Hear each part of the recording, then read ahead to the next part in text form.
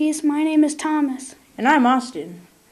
And this morning we are sad to say this is our last broadcast for the season. This summer we have spent several Sundays reporting to you from station TTGN about how many good and wonderful things happen from God. So one more time, let's take a look at how God challenges us this time to listen to God's calling. Check this out. In today's story, we find people confused once again by the things Jesus was telling them. Because it seems like they didn't understand the first time, Jesus compares himself to bread. He called himself the bread of life. That's right. Jesus called himself bread. Of course, people still didn't understand what he was saying. His hard teaching shouted many other people. In fact, he got so angry with Jesus that many of them left. Then Jesus turned to his special friends, the 12 disciples, and asked, "What about you? Do you believe in me?" Peter replied, "Lord, to whom shall we go? You have the words of eternal life. We believe in you." You know, Thomas, that Peter was a good follower of Jesus. He may not have been perfect, but he understood what Jesus was all about. That's right, Austin. I hope we can do what Peter did and trust in God. Let's take a look at another story about someone else who trusts in God. Take a look. Each Sunday morning at Prince of Peace, church members get to enjoy the grand sound of the organ as it is played by Judy Blomgren. For Judy, playing the organ is something that is God's calling in her life, and she loves to play for Prince of Peace. And I usually practice 3 to 4 hours a week on the music that I'm playing. And I know that God is using me for that because I'm using it for His glory. It's not for me. It's all for His glory. But for Judy, playing instruments is something that is a natural thing for her to do. She has enjoyed it ever since she was a little girl. When I was in 6th grade, my favorite teacher was Mrs. Chapesky. She was really tall and thin.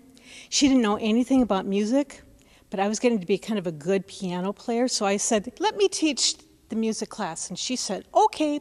So I made little keyboards, and I taught the whole class how to play Mary Had a Little Lamb on my little plastic and cardboard keyboards. And then she brought in a piano, and everybody got to play Mary Had a Little Lamb.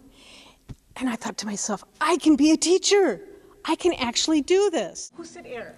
But for now, in her retirement, Judy joyfully brings worship to life by playing the organ. We here at Prince of Peace are blessed because of it. As for Jack and Elaine Zimmer, serving Prince of Peace is a natural part of their lives, but that comes from a life nurtured in the church. Church was always a huge part of my life. It was really the main thing in my life, other than school, where I connected with friends. For Elaine, it's hard to pick any one project she likes. One of my favorite ways to serve Prince of Peace is Operation Christmas Child, where pretty much we're doing it all year, collecting things for over 500 shoe boxes. I also love to work with food. I like to do the new member orientation when our new members come in. I love working in the sanctuary, keeping those Bibles and hymn books in place and information about Prince of Peace. I love going over to Parkbrook Elementary and working with students over there reading, and so many other things. Because of his former work in the food industry, Jack is drawn to projects that involve helping to bring food to those who need it. Here we are in the beautiful Prince of Peace kitchen, and that's what I really like to do. Anything that is food related, I like to be part of. I think it's a very important ministry in our community, whether it's serving loaves and fishes in the inner city of Minneapolis or helping here with the funerals or any host of things that has to do with food. That's really what I enjoy the most. The Zimmers know that serving isn't always an easy thing to do. I think we're called to serve, and I just think there's so many opportunities, and when you help with these, it's really a rewarding feeling. Jack recalls a time when he was challenged to fix a door problem at Prince of Peace. But one story comes to mind years ago when Pastor Ron was our head pastor here. I asked him one day, I said, isn't it strange that a church this size that we don't have handicap door system? And he thought for a second, he said, you're absolutely right. He said, take care of it. And guess what? So I didn't know where to go, and we got a lot of people to help me, and we were able, through asking the people of the congregation, they responded. We were able to get a handicap door system and a defibrillator at the same time. Whether it's fixing doors, packing boxes, serving food, or many other things that they do, the Zimmers will always be a prime example of how faithful servants can follow God's call. So there you have it, Prince of Peace. Sometimes it takes a little courage and lots of faith to follow God's call. And so that wraps up our series on how God calls us service and trust in His plans. We hope that our stories have inspired you to think about how God is working in your own life.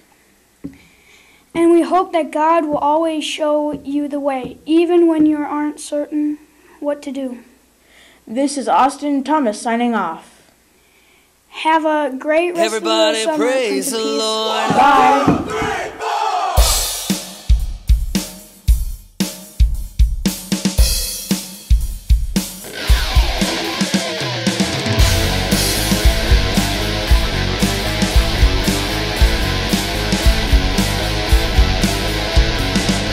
I thank the Lord for what He's done in us. I thank the Lord for His love.